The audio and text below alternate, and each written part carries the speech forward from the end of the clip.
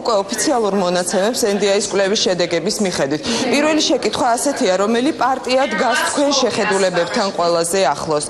არც ერთი პარტია 42%, ქართული ოცნება დემოკრატიული საქართველო 14%, ერთიანი ნაციონალური მოძრაობა 13%, არ ვიცი 8%, უარი პასუხზე 7%. უნდა აღინიშნოს, რომ ამ კვლევაში არიან ასევე ირაკლი ალასანიას თავისუფალი დემოკრატები და საქართველოს პატრიოტთა ალიანსი 4%, ლეიბორისტული პარტია 3%, გაერთიანებული დემოკრატიული მოძრაობა ასევე 3%.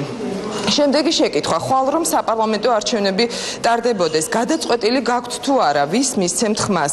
გადაწყვეტილი აქვს მხოლოდ 28% და როგორც უკვე აღნიშნეთ, საკმაოდ მაღალი მაჩვენებელი 59% არის მათ, ვისაც ჯერ კიდევ არ აქვს გადაწყვეტილი, მიიღებს თუ არა არჩევნებში მონაწილეობას. ეს არის საკმაოდ მაღალი პროცენტი და როგორც NDI-ის საქართველოს ოფისის წარმომადგენელი ამბობს, პოლიტიკურმა პარტიებმა სწორედ ამ მიმართულებით უნდა იმუშაონ. კიდევ ერთი შეკითხვა, ხვალ რომ საპარლამენტო არჩევნები ტარდებოდეს, ვის მისცემდით ხმას? ეს უკვე შეკითხვა არის მათთვის, ვისაც გადაწყვეტილი აქვს არჩევნებში მონაწილეობა და ვინც აუცილებლად მიიღებს მონაწილეობას. აქედან 15% მხარს უჭერს ერთიან ნაციონალურ მოძრაობას და 14% კოალიცია ქართულ ოცნებას.